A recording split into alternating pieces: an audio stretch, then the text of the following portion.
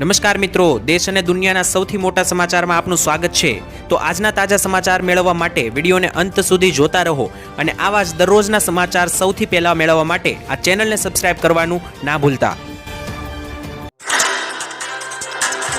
ત્યાર પછીના સમાચાર વિશે મિત્રો વાત કરીએ તો હવે લાઇટ બિલ ઓછું આવશે। મિત્રો વીજ ગ્રાહકોના હિતમાં ગુજરાત સરકારનો મહત્વનો નિર્ણય આવ્યો છે અને જાન્યુઆરીથી માર્ચ 2024ના વસૂલાત થનાર ફ્યુઅલ સરચાર્જના ભાવમાં 50 પૈસાનો ઘટાડો કરવામાં આવ્યો છે। તો મિત્રો ફ્યુઅલ સરચાર્જ હવે રૂપિયા 3.35 પ્રતિ યુનિટથી ઘટીને 2.85 પ્રતિ યુનિટ કરાયું છે અને આ નિર્ણયથી મિત્રો રાજ્યના અંદાજે 1.70 કરોડ ગ્રાહકોને જાન્યુઆરીથી લઈને માર્ચ 2024ના ત્રિમાસિક ગાળામાં આશરે રૂપિયા 1340 કરોડની બચત થશે। મિત્રો માસિક 100 યુનિટ વીજળી વપરાશ કરનારનાને પણ અંદાજે 57 રૂપિયાની માસિક બચત થશે। એટલે કે મિત્રો જો તમારું અંદાજે બિલ 700 થી 800 રૂપિયાની આસપાસ આવતું હોય તો તમારે 50 રૂપિયાનો એમાં ફાયદો થશે, 50 રૂપિયા ઓછું બિલ આવ્યું હશે। આંતરરાષ્ટ્રીય સ્તરે મિત્રો કોલસા ગેસના ભાવ ઘટતા આ નિર્ણય લેવામાં આવ્યો છે। તો મિત્રો તમને જે લાઇટ બિલ આવી રહ્યા છે તેમાં ભાવ ઘટાડો કરવામાં આવ્યો છે, જેથી કરીને મિત્રો 100 યુનિટ જેટલું તમે બાળશો ત્યારે તમને 50 રૂપિયા જેટલો હવે ફાયદો થશે અને ઓછું બિલ આવશે। ત્યારબાદના મહત્વના સમાચાર વિશે મિત્રો વાત કરીએ તો પાક વીમાને લઈને મોટું નિવેદન આપવામાં આવ્યું છે। મિત્રો ગુજરાત કિસાન કોંગ્રેસના ચેરમેન પાલભાઈ આંબલિયાએ દિલ્હીમાં મિત્રો ચાલી રહેલા ખેડૂત આંદોલન વચ્ચે ગુજરાતના ખેડૂતોને પાક વીમો અને જમીન માપણીના મુદ્દે લડત માટે આગળ આવવા માટે અપીલ કરી છે અને મિત્રો સૌરાષ્ટ્રના દરેક ગામોમાં ઓછામાં ઓછો 10 થી લઈને 15 કરોડનો પાક વીમો ખવાઈ ગયાનો આક્ષેપ પણ પાલ આંબલિયાએ કર્યો છે। મિત્રો પાલ આંબલિયાએ જણાવેલા રિપોર્ટ અનુસાર મિત્રો આપણી ખેડૂતોની અજ્ઞાનતા, અસંગઠિતતા, નાત જાત ધર્મોમાં વહેંચાઈ જવું, સાથે હું એકલો નહીં જાઉં તો શું ફરક પડવાનો છે, આવા વિચારો ખેડૂતોને પાછળ રાખે છે એવું મિત્રો પાલભાઈ આંબલિયાએ જણાવ્યું છે। કારણ કે ખેડૂતોનો મિત્રો 10 થી 15 કરોડનો પાક વીમો ખવાઈ ગયો છે, આવો આક્ષેપ પણ મિત્રો પાલભાઈ આંબલિયાએ કર્યો છે। તો ત્યાર પછીના સમાચાર વિશે મિત્રો વાત કરીએ તો ખેડૂતોને ખાતામાં પૈસા મળશે। મિત્રો ગુજરાતના દરેક ખેડૂતો, મજૂરો અને મધ્યમ વર્ગના પરિવારો માટે ગુજરાત સરકારે આપ્યા રાહતના સમાચાર। હવેથી મિત્રો જનધન યોજનામાં ખેડૂતો, મજૂરોને અને મધ્યમ વર્ગના પરિવારોને 10,000 રૂપિયાનો બેંક ઓવરડ્રાફ્ટ આપવામાં આવશે। જ્યારે મિત્રો આ 10,000 રૂપિયાની સહાય મેળવવા માટે જનધન બેંક એકાઉન્ટ હોવું ફરજિયાત છે। જ્યારે મિત્રો પહેલા આ યોજના હેઠળ 5,000 રૂપિયા સહાય આપવામાં આવતી હતી, તે હવે મિત્રો વધારીને 10,000 રૂપિયા કરવામાં આવી છે। એટલે કે મિત્રો દરેક ગરીબ લોકો, ખેડૂતો અને મજૂર લોકોને જનધન ખાતા ધારકો જેઓ પોતે જનધન ખાતું ધરાવે છે તેવા લોકોને 10,000 રૂપિયા સુધીની સહાય જે છે તે સરકાર તરફથી આપવામાં આવશે। ત્યાર પછીના મહત્વના સમાચાર વિશે મિત્રો વાત કરીએ તો ખાતરને લઈને લેવાયો છે મોટો નિર્ણય। મિત્રો દેશના કરોડો ખેડૂતોને હવે મોટો ફાયદો થશે। સરકારે નોન યુરિયા ખાતરની મનમાની કિંમતો વસૂલવા પર અંકુશ મૂક્યો છે। એટલું જ નહીં પરંતુ હવે મિત્રો નફાનું માર્જિન નક્કી કરવામાં આવશે। સાથે જ સરકારે નોન યુરિયા ખાતરોને પણ ભાવ નિયંત્રણ હેઠળ લાવ્યા છે। આ સાથે મિત્રો કંપનીઓ એમોનિયમ ફોસ્ફેટ, મ્યુરિએટ પોટાશ અને પોષક તત્વો આધારિત સબસિડી સપોર્ટ હેઠળ આવતા અન્ય પ્રકારના ખાતરો માટે ખેડૂતો પાસેથી મનમાની કિંમતો હવે નહીં વસૂલી શકે। એટલે કે મિત્રો હું તમને ટૂંકમાં જણાવી આપું તો ખેડૂતો માટે સરકારે એક સારા સમાચાર આપ્યા છે। કારણ કે હવે જે પણ મિત્રો ખાતરની કંપનીઓ છે તે ખેડૂતો પાસેથી મનમાની કિંમતો વસૂલી નહીં શકે। ખેડૂતોને સસ્તા ભાવે જે છે મિત્રો ખાતર આપવામાં આવશે અને સરકારે નોન યુરિયા ખાતરની મનમાની કિંમતો પર વસૂલવા પર અંકુશ પણ મૂક્યો છે। એટલે કે ખેડૂતોને આનાથી હવે ઘણી રાહત થશે। મિત્રો ત્યાર પછીના સમાચાર વિશે વાત કરીએ તો ખેડૂતોની માંગ વળતર આપો। મિત્રો લોકસભા ચૂંટણી હવે નજીક આવી રહી છે ત્યારે ખેડૂત સંગઠનો પણ સરકાર સામે વિવિધ માંગ સાથે મેદાનમાં આવ્યા છે। ભારતીય કિસાન સંઘ દ્વારા મિત્રો તાજેતરમાં જ થયેલા માવઠાને કારણે કેટલાક વિસ્તારોમાં ખેડૂતોને નુકસાન થયું છે। તેનો મિત્રો વહેલી તકે હવે સર્વે કરીને વળતર ચૂકવવામાં પણ આવે તેવું કહેવામાં આવ્યું છે। ખાસ મિત્રો ભૂતકાળમાં પણ કૃષિમાં જંગી નુકસાન થયું હતું અને તેના પાક વીમાના પ્રશ્નો હજુ સુધી મળ્યા નથી। તે મિત્રો તાત્કાલિક આપવામાં આવે તેવી પણ ખેડૂતો માંગણી કરી રહ્યા છે। એટલે કે મિત્રો ખેડૂતોનું અહીં કહેવું એવું છે કે ઘણી વખત એવી કુદરતી આફતો અને મુશ્કેલીઓ આવે છે જેને કારણે ખેડૂતોના પાક ધોવાઈ જતા હોય છે, તો તે સરકાર તરફથી સહાય માંગી રહ્યા છે। સાથે લોકસભાની ચૂંટણી પણ આવી રહી છે, તો ચૂંટણી પહેલાં ખેડૂતોને સહાય આપવામાં આવે જેથી કરીને મિત્રો જે પણ ખેડૂતોને નુકસાન થયું છે તેમાંથી ખેડૂતો બહાર આવી શકે, આવી માંગ ખેડૂતોએ કરી છે। ત્યાર પછીના સમાચાર વિશે મિત્રો વાત કરીએ તો કપાસના ભાવો 2000 થઈ શકે।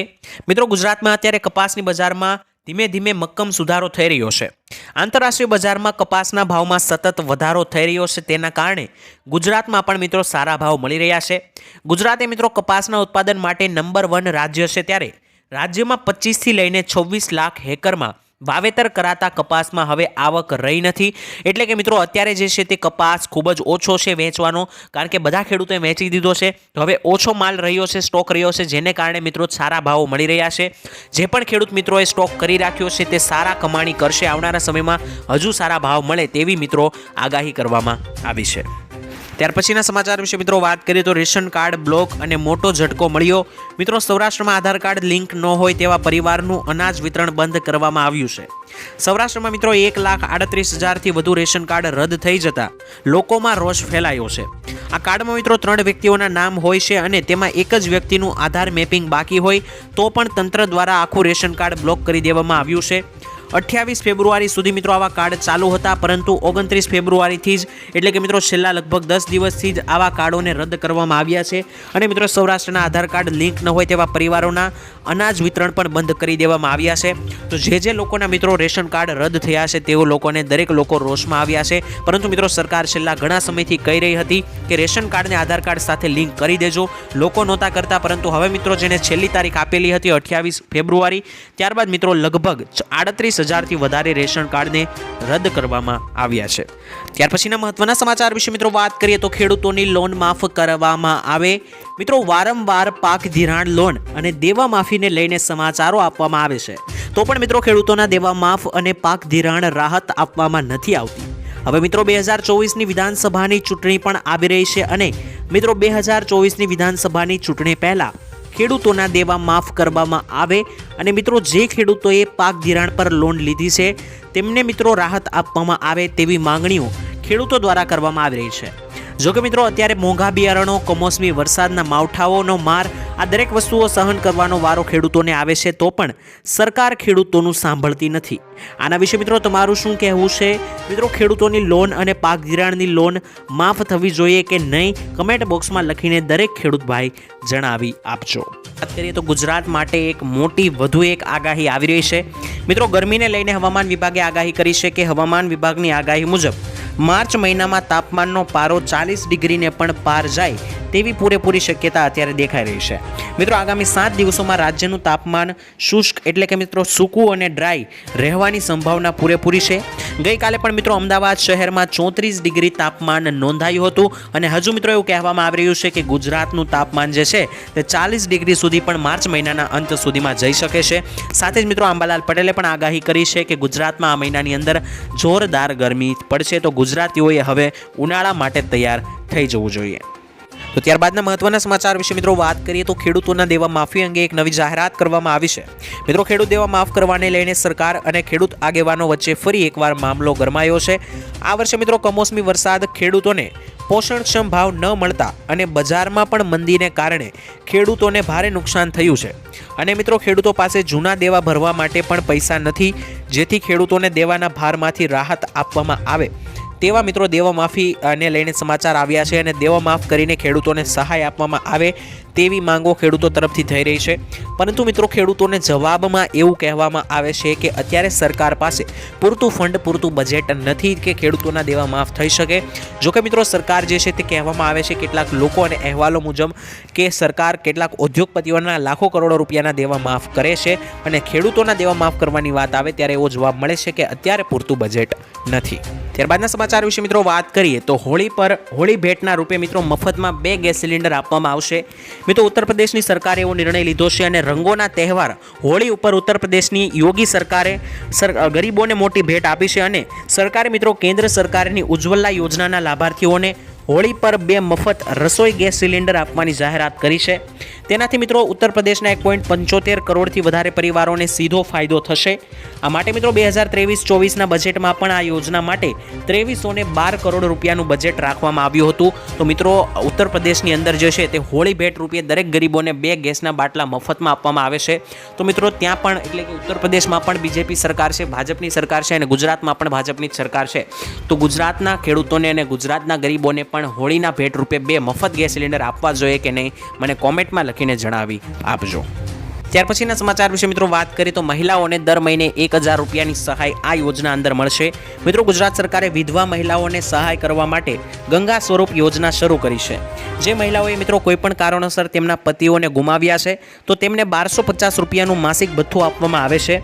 2019થી મિત્રો આ યોજનામાં 1000 રૂપિયાની રકમ વધારીને 1250 રૂપિયા અત્યારે કરવામાં આવી છે।